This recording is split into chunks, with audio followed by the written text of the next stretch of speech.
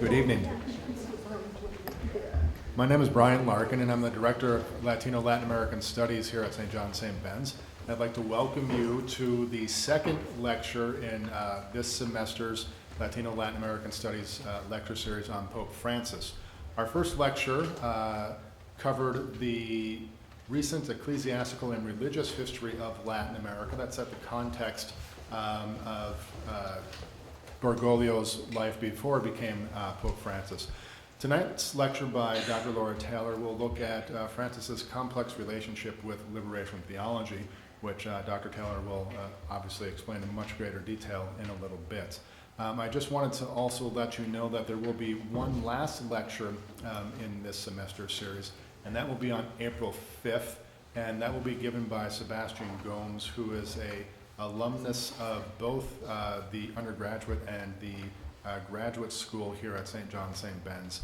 And he's going to speak on how Pope Francis's Latin American background has shaped his papal priorities. Okay.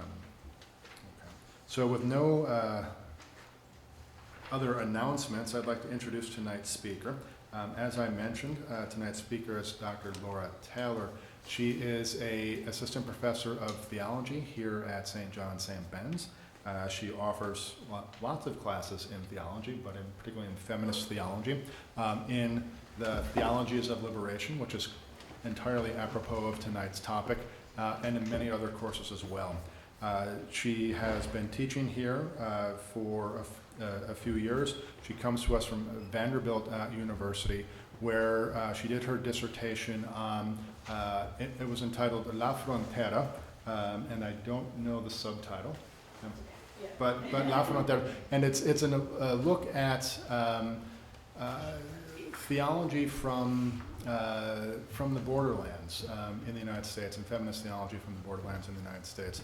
And so she is a perfect speaker for tonight's topic, given her background in Latino theology and also her interest in liberation theology. And so, welcome, not welcome, but you sense you're already here, but welcome to tonight's lecture, Dr. Laura Taylor. Thank you.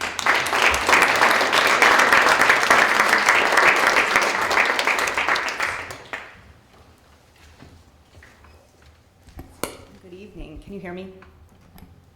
So thank you to the Latino American Studies program and to Brian Larkin for the introduction and the invitation to speak with you tonight. I'm really delighted to see so many people here, and in particular, so many of my current and former students. So let's begin. Pope Francis is arguably one of the most talked about persons in the world. He has been on the cover of almost every magazine. He is in the news daily. He draws sizable crowds in Rome and wherever he travels. And he is a Twitter and Instagram sensation. A recent survey of Americans' views on Pope Francis by the Pew Research Center on Religion and Public Life states that 81% of Catholics and 60% of non-Catholics view the Pope favorably, numbers that would make politicians these days green with envy. Francis's popularity has been attributed in part to his gift for public humility and his unassuming personality, which you get, I think, a good glimpse of on the screen there. Since Bishop Bergoglio of Buenos Aires became the 226th Pope in March of 2013, many marveled at how the Pope returned to his church-run hotel in Rome the day after his election to pay his bill, how he chose to be transported in a blue Ford Focus instead of a black Mercedes sedan used by his predecessors, and how he left the papal apartments in the Apostolic Palace to live in a guest house, a simple accommodation where he eats in community. His enthusiasts note that he has described himself first and foremost as a sinner, and in an effort to reach out in the modern world, has refused to criticize gay people, asking, "Who am I to judge?" The focus of my lecture this evening, however, centers on another source of amazement for his admirers, his attention to and concern for the poor. In a homily at his inaugural Mass, Pope Francis voiced his dream of, quote, "a poor church for the poor," close quote, saying that authentic power is service, and adding that the test of authenticity is acting on behalf of the hungry, the thirsty, the stranger, the naked, the sick, and those in prison. It is no wonder then that when elected, Bergoglio selected the name Francis after Francis of Assisi, who he described as a man of poverty, peace, who loves and takes care of creation. So in addition to his inaugural words and his namesake, there are several other events that occurred soon after his election, which brought into sharp focus what would become a hallmark of his papacy, namely his concern for the poor, the marginalized, immigrants, and other disadvantaged groups. For example, on his first Holy Thursday, the Pope chose not to celebrate Mass in St. Peter's Basilica and chose instead to celebrate it 6 miles across town from the Vatican in the largest youth prison in Italy's capital. Here, he washed the feet of 12 young inmates in commemoration of Christ's foot washing his disciples.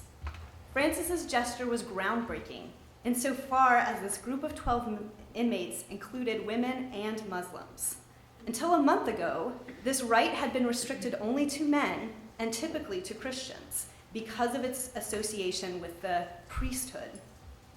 The pontiff told the group, "This is a symbol, it is a sign. Washing your feet means I am at your service. Help one another. This is what Jesus teaches us to do. This is what I do." Likewise, Francis's first trip outside of Rome was to the Mediterranean island of Lampedusa, where refugees come from hunger and poverty in Africa to seek a better life in Europe. Here, the Pope celebrated Mass on an altar shaped like one of the flimsy boats in which the refugees make their dangerous voyage, calling attention to the plight of the refugees and expressing condolences to the families of those whose bodies had washed up on the beach. You can see the altar in that top left image there.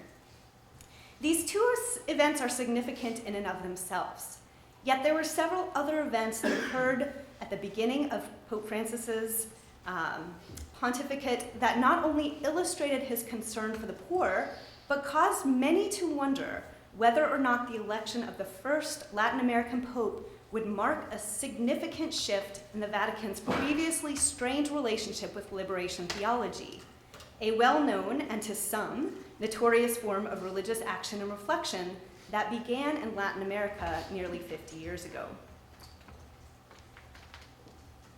Within the first few months of his pontificate, Pope Francis invited 85-year-old Peruvian priest Gustavo Gutierrez to Rome for a friendly conversation. This was a startling invitation because under Francis's predecessors, Pope John Paul II and Benedict XVI, the unassuming priest, who is considered to be one of the forefathers of liberation theology, had been treated with suspicion. Now this picture itself is from a later press conference in 2014. There were no photos at the initial 2013 meeting. Second, Pope Francis accelerated the beatification of Archbishop Oscar Romero of San Salvador. Until that time, conservative Latin American bishops and the Vatican hierarchy had stalled the canonization of the beloved Romero, who was assassinated by the death squad in El Salvador while saying Mass in 1980 for campaigning for the rights of campesinos. Romero would officially be beatified on May 23rd of 2015. And I really like the image on the left.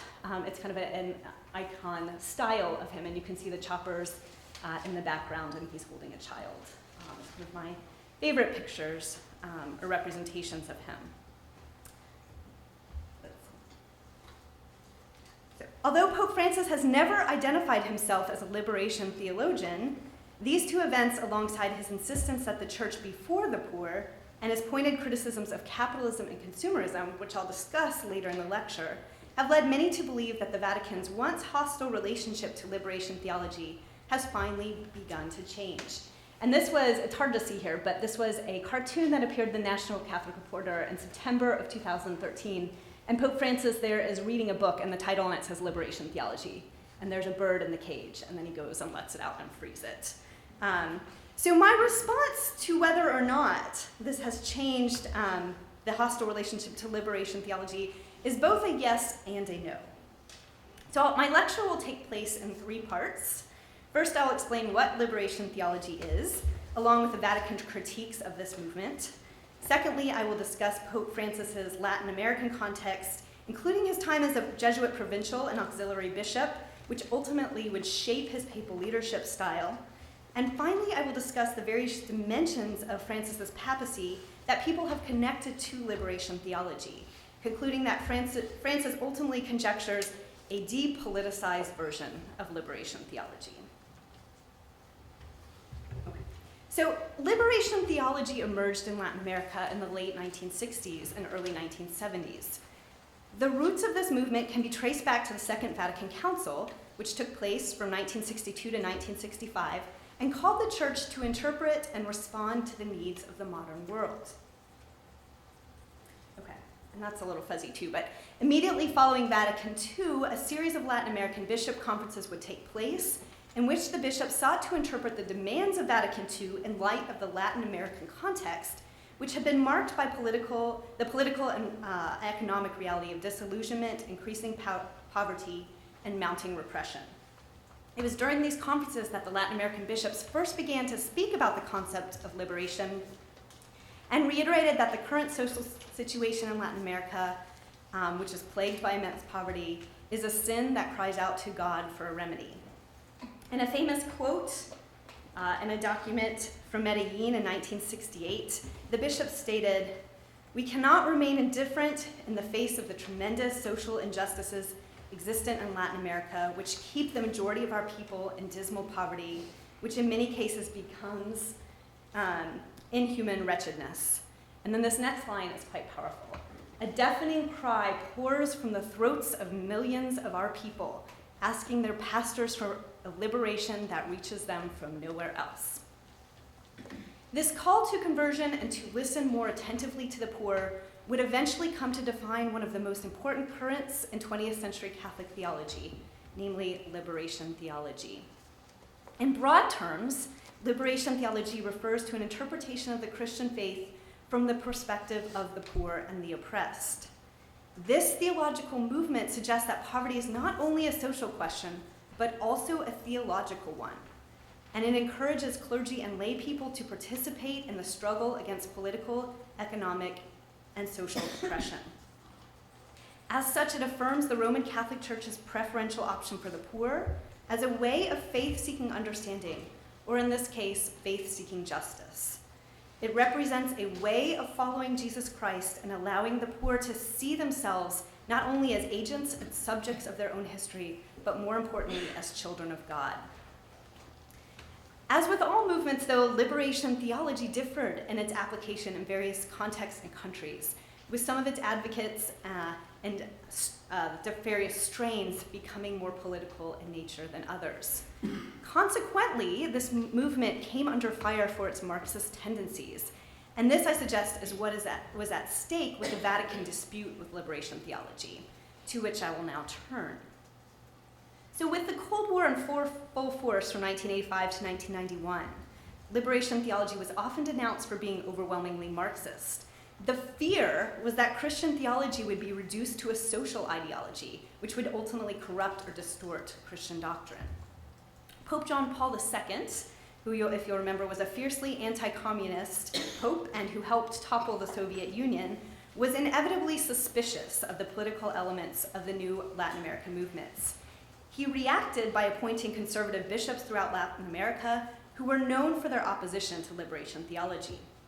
And then in the late 1980s, Cardinal Joseph Ratzinger, who was enforcer of Vatican doctrine under Pope John Paul II, and who would later become Pope Benedict XVI, issued two official statements on liberation theology.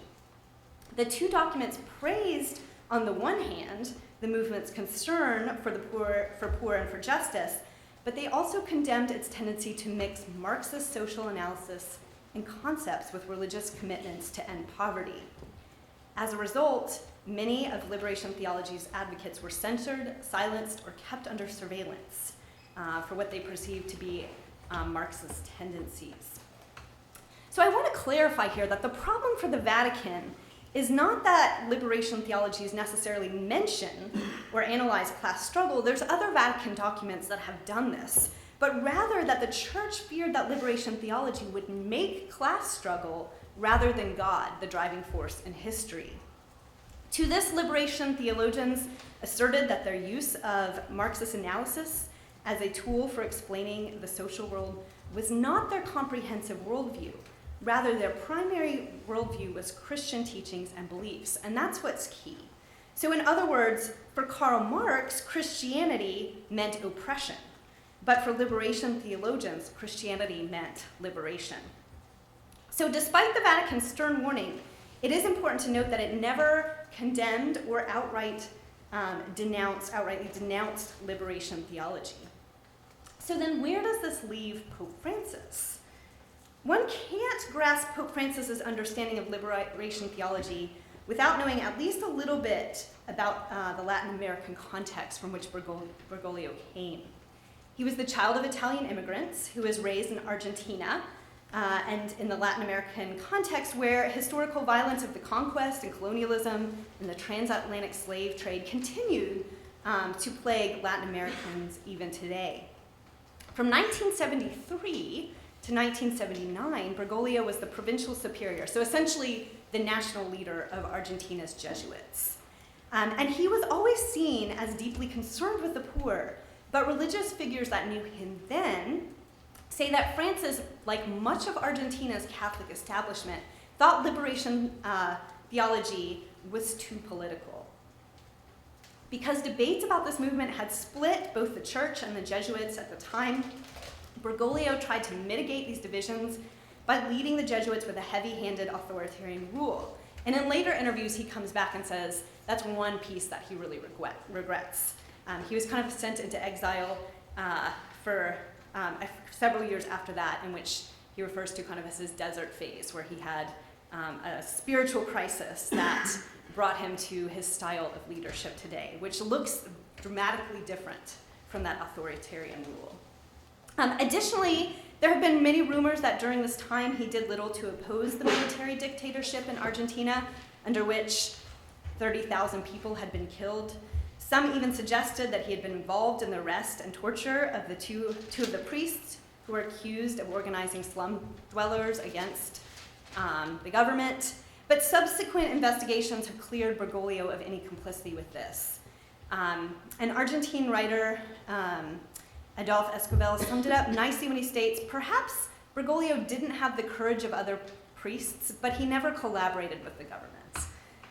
And many will argue that even though he didn't collaborate with the government by doing nothing, he was actually participating with the oppressors. But in 1992, Bergoglio, after his time of exile, became auxiliary bishop in Buenos Aires, and it is during this time that his approach to leadership developed, which he would later carry into the papacy with him.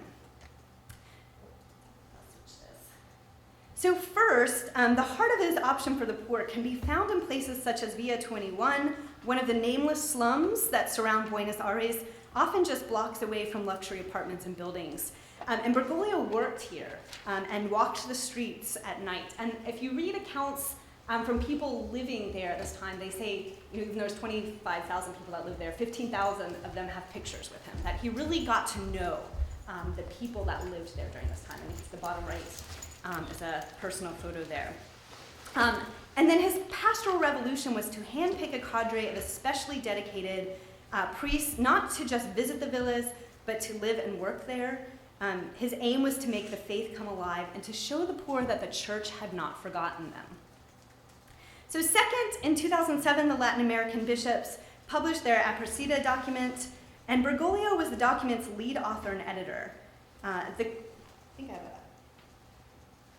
So the document read, one crucial line read, "The church is called upon to go out of itself and go to the periphery, which is not only geographical, but also existential, where there is sin, pain, injustice, ignorance, and religious indifference, where there is hunger and misery." And so this is often attributed to the hand of Bergoglio. And in his speech delivered during the Assembly of Bishops, he demanded, "We live apparently in the most unequal part of the world, which has grown the most, yet reduced misery the least. The unjust distribution of good persists, creating a situation of social sin that cries out to heaven and limits the possibility of a fuller life for so many of our brothers." So with this context in mind, let's now return to the initial question of whether Pope Francis is now engaging with a theological movement that was once distrusted by his predecessors. The first pope from Latin America has undoubtedly placed the poor at the center of his papacy.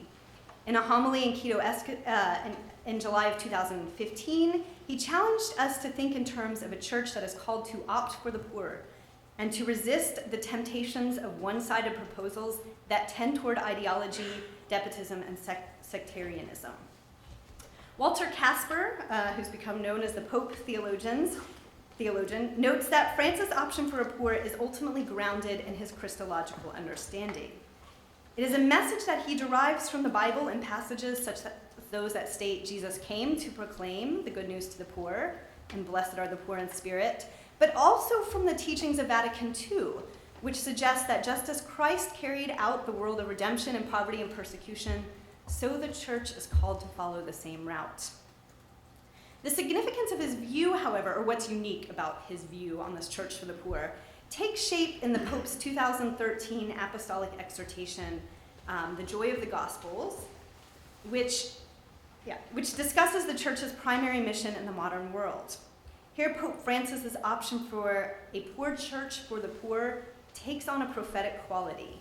And what's unique, and what scholars have said is unique about his understanding of the church for the poor, is that he brings individual spirituality together with social justice. Serving the poor and preaching the faith become one and the same thing for him. And traditionally, the evangelization and the social gospel have been distinct concerns. The former is thought to be concerned with bringing people to faith in Jesus and membership in the church, while the latter addresses their material needs. But Pope Francis breaks down those barriers between people who evangelize and people who serve the poor, because for him it should be one and the same. And this is what not in this yet. Francis writes, "The new evangelization is an invitation to acknowledge the saving power at work in the lives of the poor and to put them at the center of the church's pilgrim way." And that's why Francis often states that pastors and theologians alike must smell of sheep, walking side by side with the poor. In this apostolic exhortation, as well as in other homilies and speeches, Pope Francis also spoke out against capitalism and consumerism, which people again associate with him warming the Vatican's kind of frosty relationship to liberation theology.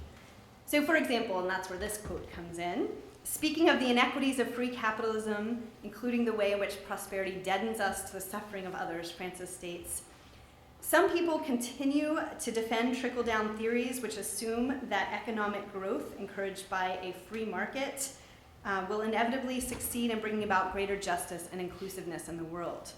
The opinion, which has never been confirmed by the facts, expresses a crude and naive trust in the goodness of those wielding economic power and in the sacralized workings of the prevailing economic system. Meanwhile, the excluded are still waiting." The spiritual price we pay for Francis is that the culture of prosperity deadens us, and we become incapable of feeling compassion for the outcry of the poor, which undercuts our capacity for God-given joy. Francis asks, how can it be that it is not a news item when an elderly homeless person dies of exposure, but it is a news item when the stock market loses 2 points? And then later in the document, Francis calls on leaders to guarantee dignified work, education, and healthcare to their citizens and criticizes the idolatry of money. His rhetoric to business and political leaders not to sacrifice human lives on the altar of money and profits have led some pundits, including Rush Limbaugh, to accuse him of being Marxist. But the Pope maintains that he is not a Marxist. He is simply preaching what the gospel tells him. In fact, Pope Francis laments about unfettered capitalism and the globalization of solidarity are among some of the least innovative features of his papacy. Vatican analyst John Allen points out that every pontiff of the 20th and 21st century has voiced skepticism about the ability of a free market to deliver just outcomes when left to its own devices. Both Pope John Paul II and Pope Benedict XVI condemned free market capitalism as inconsistent with Catholic social teaching. What is significant about Pope Francis's economic message, however, is his verve for applying it. And likewise, Francis's 2015 encyclical on the environment, Laudato Si, foregrounds an analysis of the deep structural causes of the climate and ecological crisis, connecting his argument for climate justice with an explicit preferential option for the poor. He states that the First World's exploitation of the environment is rooted in the same worldview that causes its callousness towards the poor. Both are symptoms of a greater ill, he says, the pursuit of short-term economic profit at the expense of the people and the planet. He writes in this encyclical, "Today, however, we have to realize that a true ecological approach must integrate questions of justice and debates on the environment so as to hear the cry of the earth and the cry of the poor." So finally, a discussion of Pope Francis and liberation theology would not be complete without mention of his most recent trip to Mexico. During his travels through some of the most dangerous regions of Mexico, the Pope addressed issues such as immigration, poverty, the marginalization of indigenous people, and the injustices and violence stemming from organized crime and corruption. Each of these themes continued to highlight and exemplify his preferential option for the poor. And what some don't know is that the whole entire route of his trip to Mexico was designed to move from south to north like a path that an immigrant would take as they were trying to move from Central America to the United States. In Juarez, the Pope met with workers and employers in maquiladoras, many of which are owned by US companies that take advantage of cheaper labor rates on the southern side of the border and then import the products back to the US. Here he lambasted the treatments of workers in the global system, declaring to laborers and their employees who do not pay a living wage that God will hold accountable the slavers of our day. He continued, quote, "The prevailing mentality puts the flow of people at the service of the flow of capital, resulting in many cases in the exploitation of employees as if they were objects to be used and discarded. The flow of capital cannot decide the flow and the life of the people." So during his time in Juarez, the Pope also sought to make public the suffering of migrants. In a staged dramatic event, which you see up here, he paused at the border fence between Mexico and the United States to pray for migrants who have lost their lives making the perilous journey up north. Celebrating Mass in Juarez, the last public event of his Mexican visit, the Pope spoke of the global phenomenon of forced migration. He said, "The human tragedy that is forced migration is a global phenomenon today.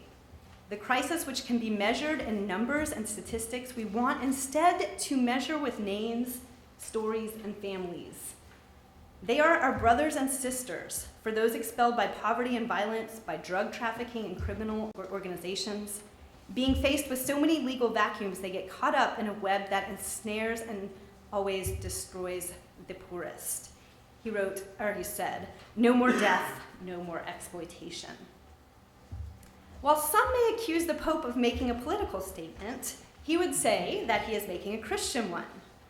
But what is clear in his position is that given the economic inequality and violence in the world, the right of migrants more often than not must trump, and there's the pun is intended, national borders. In the face of the alarming increase in global inequality, the Pope undoubtedly upholds a preferential option for the poor, and that's a central motif of liberation theology.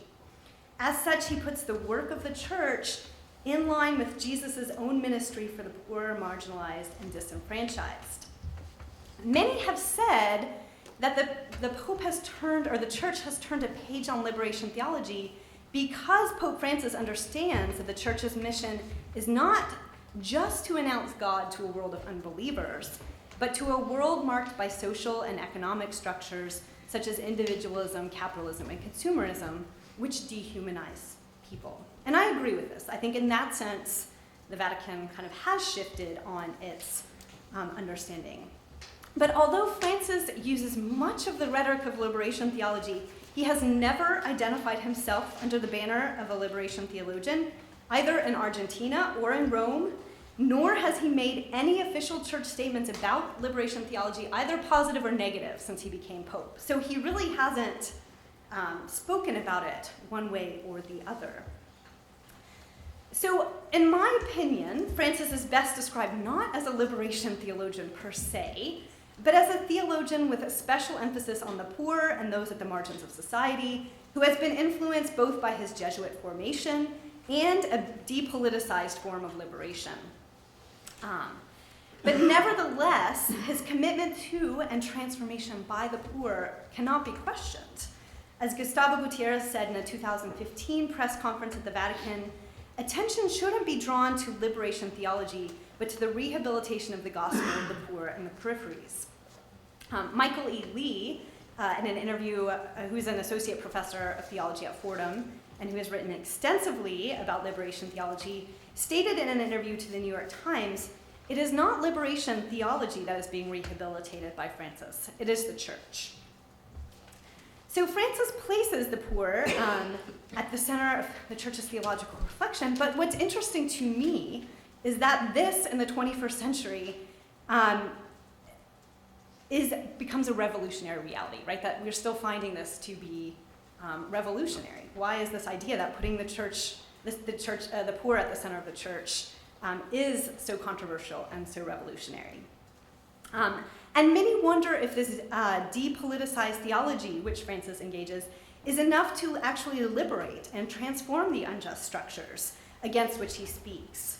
And in that respect, only time will tell if the church and the world will hear the cry of the poor and bring them down from the cross. And I have more to say. We could talk about the Trump Pope with the fight, or kind of the Catholic view of kind of national borders and security. But I want to hear from y'all about what questions everyone has about kind of Pope Francis and liberation theology, or even his Latin American context. We have lots of people here, I think, that can speak to that too. But so I'll open up to kind of hear from us.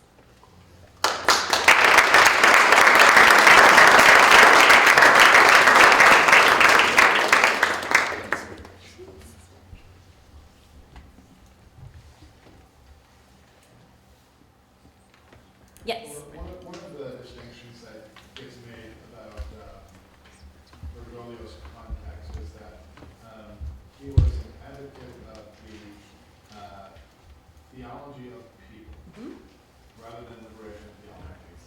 Some suggest that there was a transformation later in life, but could you describe some of the differences between what Francis clearly favored when he was provincial and Jesuit, what he certainly favored when he was Bishop of Buenos Aires, and what liberation theology offers? Sure. So the theology of the people it began, or actually took hold, I think, in Argentina. And liberation theologians would call it a watered-down version of kind of what they consider to be liberation theology. And basically, it's because they take out the idea of class structure and working to kind of break the holds that these unjust social structures have on kind of the poor. And while they do talk of liberation from the poor and freedom from oppression, they take the class struggle and the unjust social structures out of the picture, and they kind of return to the popular piety of the people. And so liberation theologians would say that's not enough. We have to have a transformation of society for anything to actually change that. It's the structures that have to change. And Francis, they say that that's mostly what he was inspired by, was the theology of the people, because it really is a depoliticized version of liberation theology. I'm not sure, and Erica may know if he's ever kind of claimed that he follows that, which he hasn't. I mean, he really tries to stay out of claiming any ideology for himself. He's very against any sort of ideology in that vein. And, yeah. You talked about him wanting to reunite the pieces of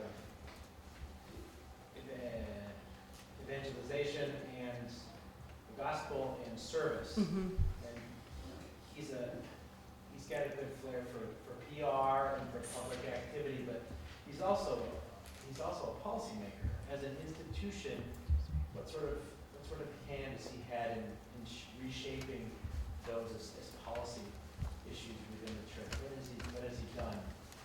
I think most of his work within the church has focused on kind of structured reform of the governance. He's really tried to kind of shake down kind of what had been a kind of a more authoritarian kind of clerical rule.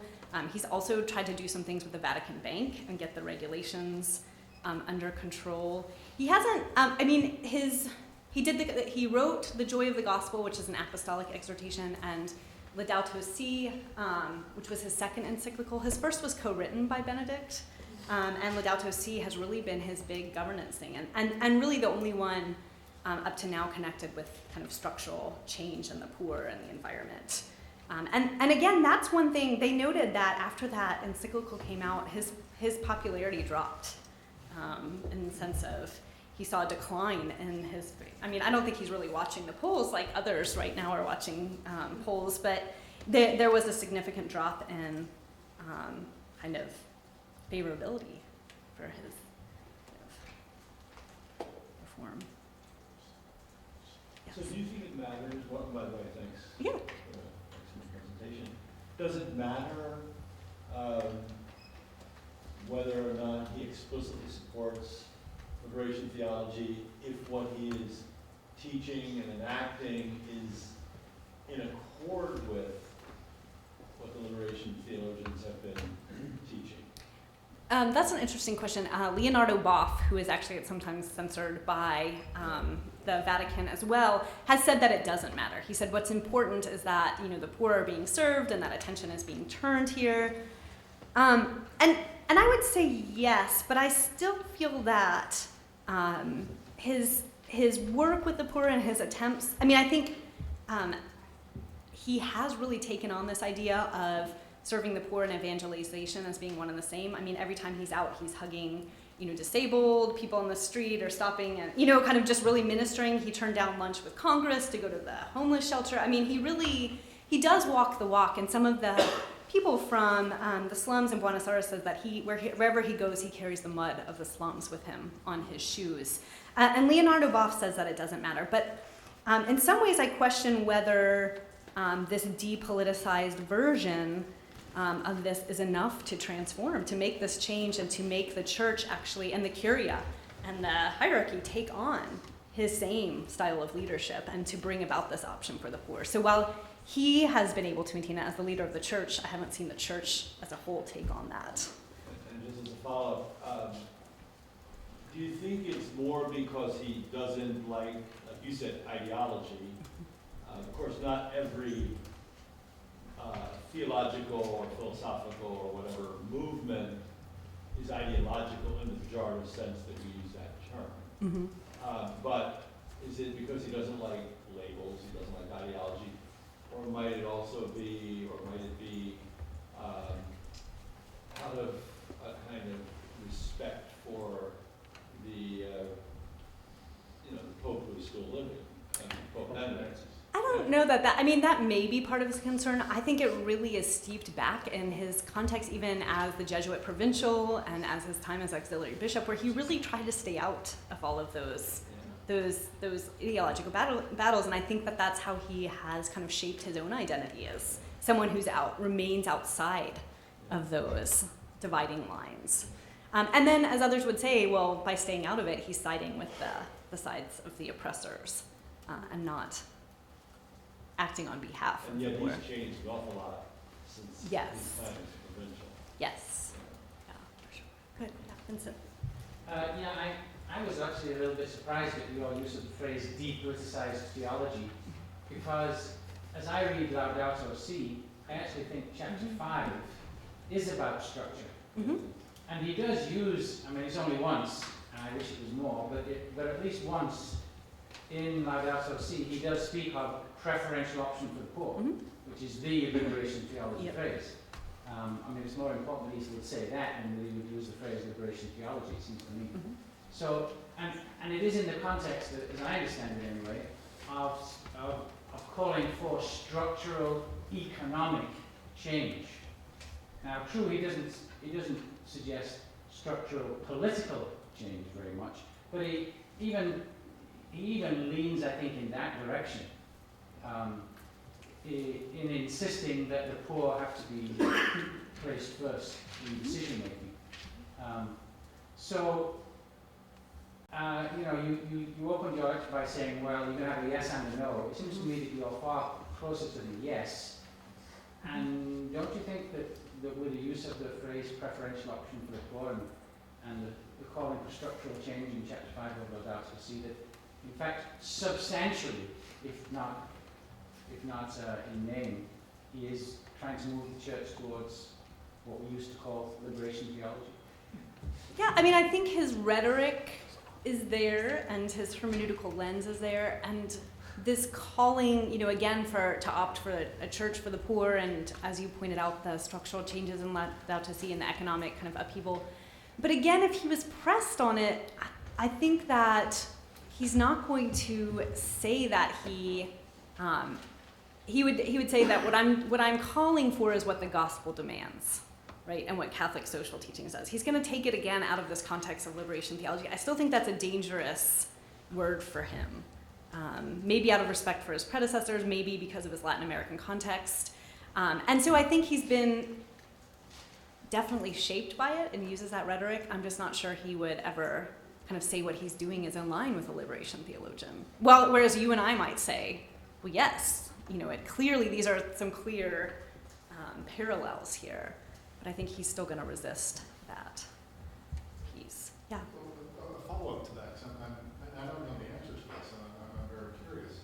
When I think of the preferential option for the poor, that's the accompaniment, the church accompanying the poor. Mm-hmm. But I always understood that liberation theology went beyond that. It's not simply accompanying the poor; it's empowering the poor to make social and political change. Mm-hmm. Does Francis actually support empowering the poor to make social and political change? And that's been a question that a lot of people, including John Allen, who's a Vatican analyst, and he wrote the Francis Miracle, have been asking.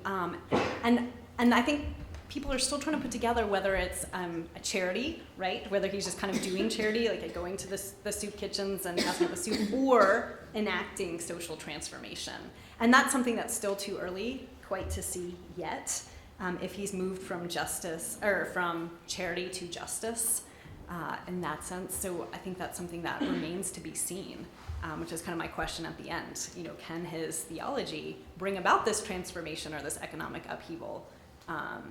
In that sense, is it just a gesture, or is he really trying to empower the people to become agents of change? And another misunderstanding of liberation theology is the preferential option for the poor, because people always say, well, does that mean that God or theology turns their back on the rich? And the idea there is not that it turns its back on the rich. In fact, liberation theologians would say they're working for the salvation and liberation of all. But the idea is that God and the church should take a preferential option for the poor in the way that a parent would take care of a sick child, right? That if you have many children and one is sick, you kind of pay special attention to that particular child as you try to mend them and get them well. Whereas that doesn't mean you don't love your other children and aren't attentive to them, but that there's a preferential focus on poor. Yeah, Erica, and then a student back there too. Two things. One, actually, to add to what Professor Morgan was saying. When you talk about empowerment, to me, the idea of conscientisation, to use the Portuguese word, Conscientization, yep. is something that to a certain extent is left out of Pope Francis's discourse, and also sort of lines up with theology of people, which is, as Professor Morgan said, this kind of accompaniment thing. Meet them where they are and don't try to change what the people are thinking. So that could be another division to make between liberation theology and what Pope Francis is talking about now. But I also wanted to ask you about to a certain extent, one of the most kind of direct influences that I see between liberation theology and Pope Francis is some of his ecclesiological ideas and the way that he approaches kind of the internal structures of the church. Liberation theology was very critical of this kind of vertical top-down hierarchy, wanted more collegiality and stuff like that. And I wonder if you could speak to a certain extent if you think that he's been influenced that was the side, and in order to both feed church, charism, and power, that kind of stuff was oftentimes most criticized by John Paul II and Benedict, and to a certain extent where you can see the biggest change between John Paul II and Benedict and Pope Francis. Right. And there's certainly been a way in which he has tried to kind of shake up the governance, right? And that was one of his primary, kind of one of the first things he came out as saying he wanted to do was to shake that up. I'm not so sure that he's entirely moved away from this top-down. I think there's still a sense in which there is a hierarchy that remains very firm in Rome. And also, I mean, and I would say there's not yet a grassroots movement that he's opened up, because he's still, in his approach to women and their participation in the church, has a very particular category in which women can remain. And they don't have, he keeps saying, well, the feminine, we need to, bring more awareness to the feminine identity of the church, but he's not done anything about it. He's not kind of changed the role of women in the church. And I'm not even talking about women's ordination, but he hasn't even changed kind of the way in which women can participate. And he seems to really just appreciate the ways in which they kind of do all the behind the scenes work. And so I think in that sense, he has not yet shown that he's going to have a really big kind of bottom up change, if that makes kind of sense in that sense. You had a question back there. I have two questions. One came up with that, with like saying that he has a lot of ideas for doing things, but hasn't really enacted a lot. Do you think there's a lot of pressure that would keep him from doing these things, or? Absolutely. I mean, he's kind of the leader of, the Roman Catholic Church. So I think he has quite a bit of pressure. I think time is still another factor. We're still very early in his papacy, so you can't bring about kind of huge changes in just a short amount of time. And also, I think that the bigger pressure he's under is this persona that he has to kind of inhabit kind of every day, this sort of, kind of public gesture of humility, and people are kind of placing all these labels on him. I mean, he's been accused by kind of conservatives within the church of being too liberal, and liberals in the church of being too conservative, and, kind of, I think reality, he's more of a moderate thinker, and so he has a lot of expectations placed on him that I'm not sure he's going to be able to fill on either side of the debates. Yeah. And what was your second? Oh, and then the second was, you said that he's been really focusing on the poor and marginalized, but that the church hasn't followed along too much. Is there any ways that his focus on the poor has trickled down at all or affected the church? Absolutely. I mean, I would say that it's not that he's had no effect. I mean, that's a really good point to bring up. I mean, I think certainly he has called so many people back into the Catholic Church because of this new leadership style and because of this persona and these gestures of public humility, but also because of his charitable acts. And I think he's called a lot of people into doing that sort of service. And I think, again, that's one of the things that makes him, that so many people marvel about kind of this Francis effect, as they're calling it, as a lot of people have moved back into the church. I think he has enormous popularity. Pope John Paul II did too. Benedict, not as much, but he is very beloved by the people all over. I mean, whenever you see him traveling places, they're lined 8 deep on each side of the road for miles. So I think he has certainly inspired people and called people back to the church. So he has had some effect in that way, but not having kind of, you don't see a lot of the cardinals kind of go together to the soup kitchens to do work or to walk in the slums or to do things like that. And so in terms of the kind of higher ups in the church, I haven't seen a whole lot of movement quite yet. So good questions, thanks. Yes? One of the things that always struck me about liberation theology is the use of scripture. And a way of, I think not for me, not importing things in it, but so is you cast down the mighty from their thrones and lift up the lowly. And there's a sense in which I have that Pope Francis is asking the mighty to step down from their thrones. And I think, in contrast to Vincent, that I think that the preferential option for the poor, because it was embraced also by John Paul II, is probably the most depoliticized phrase there is in all of liberation theology. Because if John Paul II could embrace it, it was depoliticized, I think. But most of my experience is in Central America, and there, where you go into, say, the Jesuit chapel at the Uca, the people who are, it's not that the people are oppressed by a system here in the Côte d'Azur board with drug trafficking and criminal organizations. It's pretty easy to feel awful about them and their enemies of the gospel, etc. But it was politicians, it was rich people with dangling earrings who were casting who were oppressing people. And there were people with red, white, and blue banners, and in fact that was the political party of El Salvador, just happened to be the same colors as the United States. But so there was and then nobody asked who are the Roman centurions, the equivalent of those in our society. They knew who they were. They were the military in the country. And it seemed to me that that was pretty pervasive and that is, you don't have to make it political, it just automatically is political. And there seems to be that kind of tone missing. Mhm. Yeah, I agree. Yes. That kind of paradox that since Francis became Pope, the politics in Latin America has swung to the right. And with the Trans-Pacific Partnership with Chile and Peru and Mexico involved, globalization of neoliberalism is just going to continue on more. So what will the bishops in Latin America do? They will have governments that will be increasingly in favor of policies that Francis has in his economic talk. He's very specific. You can't duck it. He says trickle-down economics doesn't work. Neoliberalism doesn't work. And we're going to have, likely to have in Latin America, increasing numbers of governments are going to return to those policies.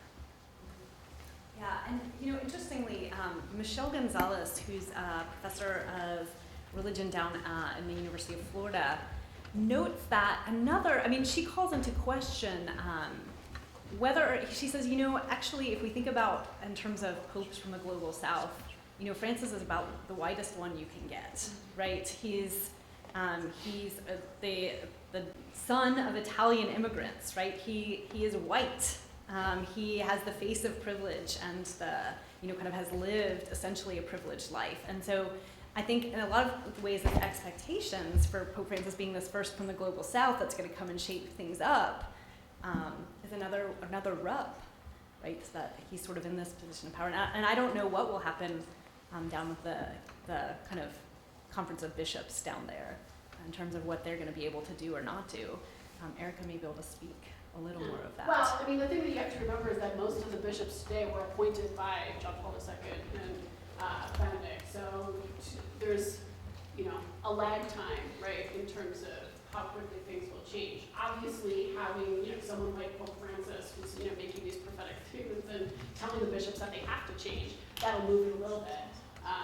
But it's a little bit early to see, and I'm not quite sure that we can hope for a strong stance against any neoliberal policies. Right. Any questions? Any students have questions? Yeah. Yeah, I guess I'm just a little confused because, you put up the quote about how trickle-down economics doesn't work, and as a St. John's economics major, I know that basically politics, you can't advocate for economic change if you don't advocate for political change, because that's how we set the rules for the game. So, has there been any talk about what kind of economic change does he expect if there's not going to be any political change? And is politics a dirty word for the church and they want to stay out of it? Politics is a dirty word for some people in the church, not for everyone. Certainly for Francis, it seems to be, ultimately, and you're right to say that, kind of all of the systems have to kind of be transformed in that sense. I think ultimately what he would hope for is kind of an economic system that places the common good of the person, of the human, and advocates for the kind of the human dignity and the common good for all at its center. I'm not an economics major, so I'm not sure what that would look like, and I'm not sure he knows what that would look like. But his central focus is that kind of the flourishing of all persons, and he notes, and especially having grown up in a Latin American context in which they talk about dependency theory and things like that. He's seen the downside of capitalism and kind of the structural injustices that it's brought, especially in Latin America. So for him, I think that's sort of where his verve comes from in applying, kind of in criticizing these systems. So. Have you thought much about the fact that one candidate for president that quotes him is the one non-Christian that's running right now. Oh, Bernie Others Sanders. seem to be running from Francis, whereas Bernie Sanders is, quoting him on a regular basis. Right, right. Well, yeah, Trump's not running from him, though. He's No, arguing Trump's with not him. running. No, Yeah, Trump right. doesn't run from anybody. Right. But he's not identifying with Right, right, yes. And Trump, kind of is specifically using the Pope Francis as kind of a foil for his own immigration policies Right. that he wants to set up and the fences he wants to build. It'd be interesting to know what, if he's even attended to the American political race, but if the Pope would be in the camp of Sanders when it comes to economic policy.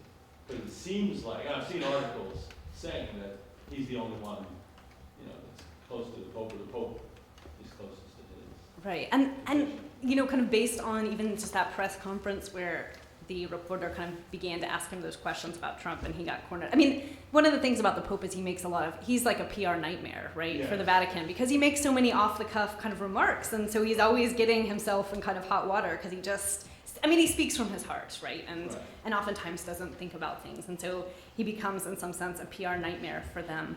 But I think that, kind of his discussion with that reporter illustrated that he hasn't been attuned to American politics, that he does know about kind of, that the immigration kind of debates that are taking place in the United States, but that he hasn't been attentive for the most part to the policy. And the Vatican's social teaching, far even before Pope Francis, is not that, kind of this free-for-all border idea. They would say that nations can protect their borders and should protect their borders, that that's part of kind of a good national policy, but where they draw the line is when the common good for the person is not being met, when due processes aren't being given to immigrants, and their dignity as human persons are not being looked at or observed. And so that's where, for Francis, the rub lies in the immigration policies of the United States that are being, kind of thrown around.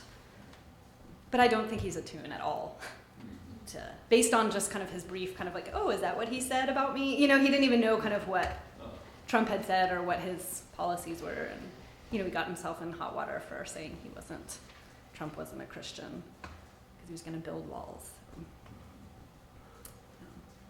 Other questions? Time for another question or two? Good question so far.